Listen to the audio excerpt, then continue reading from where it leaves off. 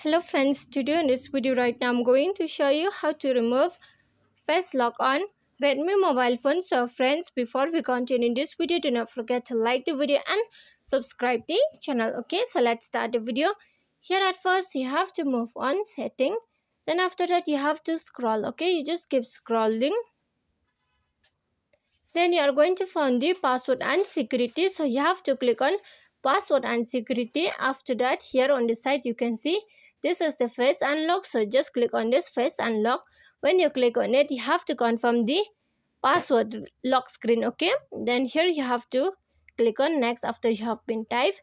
So here if you want to remove only face lock, just click on delete face data and it will be removed. Okay, if you want to remove both the screen lock and face lock, you just click on back button and here move on screen lock, confirm screen lock. Okay, then next on click here, click on this on the down red color option. You are going to find the turn off screen lock. Just click on this icon and click on OK.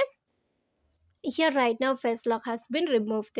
You can remove it like that. Okay, and friends, if you love the video, do not forget to like the video, share the video and subscribe the channel, and thanks for watching.